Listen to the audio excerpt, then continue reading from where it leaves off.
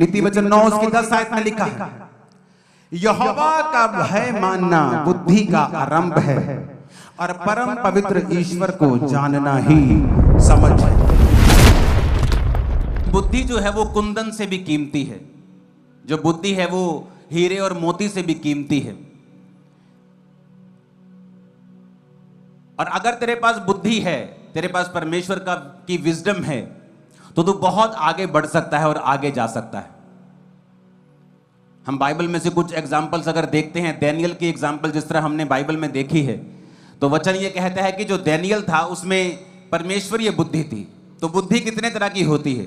एक earthly wisdom होती है कि आप दुनियावी तौर पे बहुत बुद्धिमान हैं।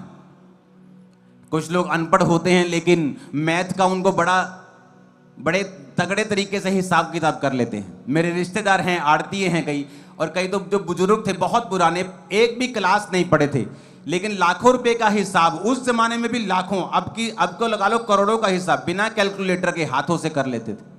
उसे अर्थली विजडम बोलते हैं, दुनियावी विजडम।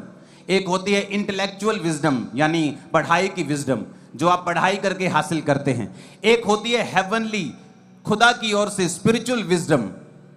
एक होती है डेविलिश विजडम, कि शैतानी बुद्धि, कि वो बंदे जो हैं वो स्कूल में तो नहीं पढ़े हैं लेकिन तब भी शैतानी बुद्धि है उनमें। जिस तरह डैनियल के साथियों ने उसकी चुगली खाई थी और राजा को कहा था कि अगर कोई बंदा तेरे अलावा किसी और देवता की उपासना करे तो वो शेरों की मान में डाल दिया जाएगा।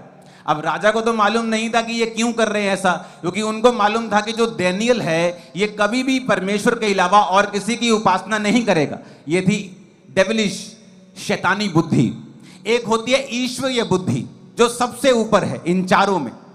जो ईश्वरीय बुद्धि होती है ये डैनियल में थी, क्योंकि वचन कहता है जब वो छोटा सा बंदी बना लिया गया था तो भी उसने कहा था कि मैं जो बाइबल में वर्जित है, जो बाइबल में मना किया हुआ है, मैं उस खाने को नहीं खाऊंगा। अगर बाइबल में उसे मना किया हुआ है तो मैं उस खाने को नहीं खाऊंगा, क्योंकि परमेश्वर ने उसे मना किया है। तो मैं मर भी जाऊंगा लेकिन वो चीज नहीं करूंगा जो बाइबल में मना है।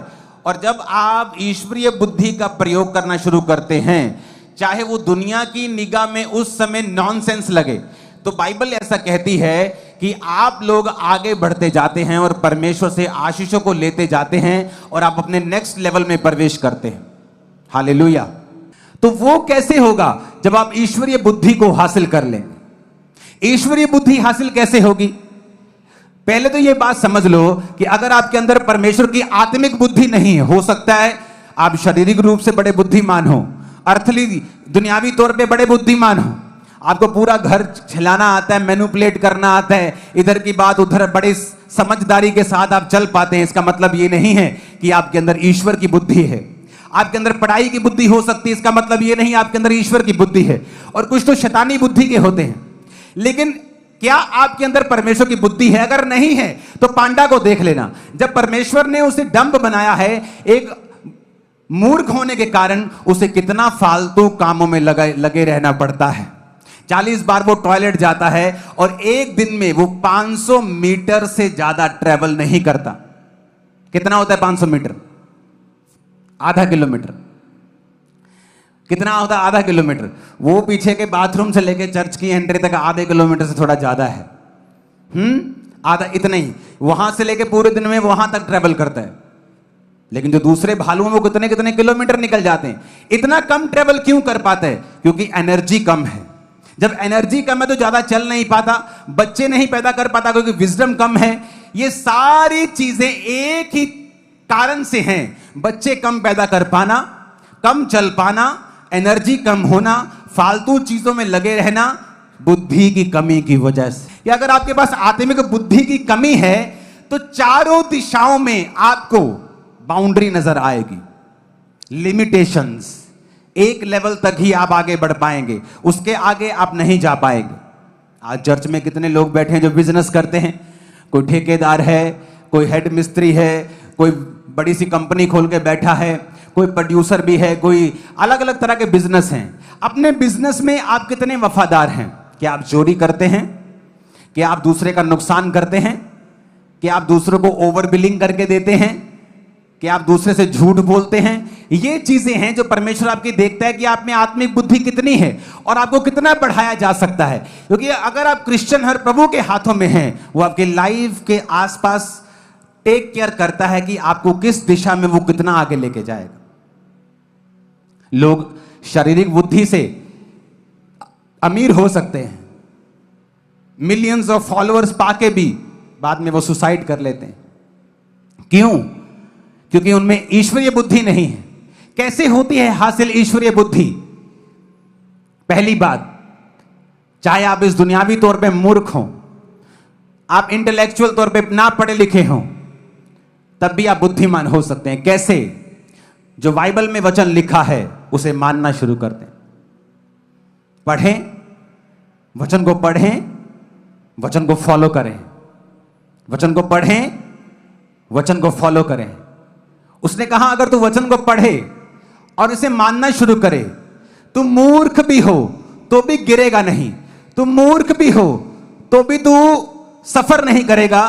क्योंकि तू अगर दुनियावी मूर्ख है और बाइबल पढ़ना शुरू कर दे, आप नीति वचन में पढ़ के देखो कितनी बुद्धि की बातें लिखी। दोस्तों के साथ कैसे रहना है, समाज में कैसे रहना है, एक पत्नी कैसी होनी चाहिए, पति कैसा होना चाहिए, बच्चे कैसे होने चाहिए, बाइबल में हर चीज का जिक्र किया गया है। यूसुफ की शुरुआत होती है पोतीफर के घर में, और कहां से शुरुआत होती है? पोछे मारने से। इससे नीचे कोई लेवल तो नहीं है। पोछे मारने से शुरुआत होती है। प्रभु के साथ वफादार रहता है। मालिक देखता है कि यार ये इस नौकर को मैं जहां रखता हूं यार बड़ा अच्छा काम करता है, जहां मैं इसको रखता हूं यार बड़ा अच्छा रिजल्ट देता है। उसकी ड्यूटीज बढ़ाता गया, ड्यूटीज बढ़ाता गया, ड्यूटीज बढ़ाता गया, और एक दिन वही यूसुफ उस देश का प्रधानमंत्री था, पोतीफर से भी ऊपर। पोतीफर ने क्या किया? उसकी पत्नी ने झूठी गवाही दी, ये मेरे साथ गलत काम करना चाहता था, मैं बड़े भाग के जान बचाई है। और यूसुफ को पता था ये झूठ है, तू मेरे साथ सोना चाहती थी, मैं नहीं। और पोतीफर ने गुस्से में आकर उसे जेल में डाल दिया। वहां भी उसने कुछ नहीं किया, प्रभु के साथ वफादार रहा, और जेल में भी जेलर ने उसे खाने पीने का प्रधान बना दिया। फिर राजा ने उसे एक दिन बाहर निकाला और अपने स्वप्न को बताया, और यूसुफ ने उसका अर्थ समझाया, और यूसुफ प्रधानमंत्री बना। जब वो प्रधानमंत्री बना तो उसी पोतीफर को, जो उसका बॉस था, जिसने उसे गलत जेल में डाला था, उसको मृत्यु दंड वो दे सकता था, उसकी बुरी हालत कर सकता था, पतली हालत कर सकता था। तो उसके पास पावर थी कि पोतीफर की अब ऐसी की तैसी फेर सकता है। लेकिन जो स्पिरिचुअल विजडम रखता है वो ऐसा नहीं करता। आजकल के जितने सदूकी फरीसी हैं, धमकियां देने वाले, इमेजिन करो अभी उनके पास जीरो पावर है और वो धमकियां दे रहे हैं। सोचो अगर उनके पास पावर हो तो वो नाश कर दे लोगों को। इसलिए प्रभु उनको ज्यादा ऊंचा नहीं लेके जाता। बातें ऊंची ऊंची जितनी मर्जी करी जाएं, रिजल्ट टेस्टिमनीज लाइफ में वो काम कभी नहीं वो देखते। इसलिए मैंने कहा अगर आपके अंदर स्पिरिचुअल विजडम है, आपको टेंशन लेने की जरूरत नहीं। आप बरकतें कलेक्ट करते जाओ, आशीषें इकट्ठी करते जाओ, बढ़ते जाओ, और इतना बढ़ जाओ, इतना बढ़ जाओ, इतना बढ़ जाओ। कोई कितना पत्थर मार लेगा, कोई 10 फुट तक मार लेगा, 20 फुट तक मार लेगा, 50 फुट तक मार लेगा, 100 फुट तक मार लेगा। तुम 10 किलोमीटर ऊपर चले जाओ, 20 किलोमीटर चले जाओ, 50 चले जाओ, पत्थर पहुंचेगा नहीं। तुम उनकी औकात से परे हो जाओगे। हालेलुया। लेकिन तुम जब पावर में होते हो और किसी का नुकसान कर सकते हो और नहीं करते, इसका मतलब तुम वचन को जान गए हो। नीति वचन 9 उसकी 10 आयत में लिखा है, यहोवा का भय मानना बुद्धि का आरंभ है, और परम पवित्र ईश्वर को जानना ही समझ है। नीति वचन 12 उसकी 15, मूढ़ को अपनी चाल सीधी जान पड़ती है, परंतु जो सम्मति मानता है वह बुद्धिमान है। भजन संहिता 19 उसकी 7, यहोवा की व्यवस्था खरी है, प्राणों को बहाल करती है, यहोवा के नियम विश्वास योग्य हैं, साधारण लोगों को बुद्धिमान बना देते हैं। आप साधारण हैं, उसने कहा मेरे नियम विश्वास योग्य हैं, मैं तुझे बुद्धिमान बना दूंगा। तुझे लोग मूर्ख कहते हैं तो बाइबल पढ़नी शुरू कर और बाइबल को अपने नियम में, अपने जीवन में लागू करना शुरू कर। मैं तुझे बुद्धिमान बना दूंगा। ऊंची आवाज में हालेलुया बोलो। याकूब उसकी 1 और 5 आयत में लिखा है, यदि तुम में से किसी को बुद्धि की कमी हो तो प्रभु से मांगे, जो बिना उलाहना दिए सबको उदारता से देता है और उसको दी जाएगी। प्रभु ने कहा अगर बुद्धि की कमी है तो किससे मांगना है? मुझसे। मैं तुझे बुद्धि दूंगा। तुम बुद्धि मांगोगे, मैं बुद्धि दूंगा। मैं वचनों के भेद को खोल दूंगा, वचन तुम्हें समझ आएंगे। और जब तुम परमेश्वर की बुद्धि तुम्हारे अंदर आना शुरू कर देती है, सब तरफ से तुम बढ़ना शुरू कर दोगे। तुम्हें समझ आएगा कि अच्छा मेरी हीलिंग क्यों नहीं हो रही, ओ अच्छा मेरी लाइफ में कमजोरी क्यों है, मेरा शरीर कमजोर क्यों है। बहुत से विश्वासी हैं, कंप्लेंट करते हैं आके, मुझे ये वाले शरीर में ना ये वाली दिक्कत बहुत है, और साथ में ये भी बताएंगे मैं ना थोड़े थोड़े दिनों से व्यभिचार से टेकता रहना, पापा जी प्रे करियो। वो खुद बताते भी रहेंगे कि मुझे इस पाप में गिरने की आदत है, और साथ में ये भी बताएंगे कि मेरे शरीर में प्रॉब्लम है। लेकिन उन्हें ये कनेक्शन समझ नहीं आ रहा कि उसी व्यभिचार की वजह से ये प्रॉब्लम तुम्हारे शरीर में है। तुम किससे नफरत करते हो सकता है उसके कारण तुम बीमार रहो। नीति वचन 2:4 में लिखा, बुद्धि को चांदी के समान ढूंढ और गुप्त धन के समान उसकी खोज में लगा रहे। खोज करनी है बुद्धि की, वचन में खोजना है मुझे क्या करना है, मेरी लाइफ में परमेश्वर क्या चाहता है। इसलिए कहा,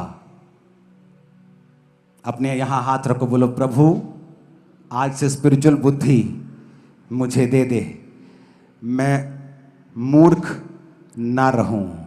यीशु मसीह के सामर्थी नाम में। आमीन। ऊंचा आशीष हमारी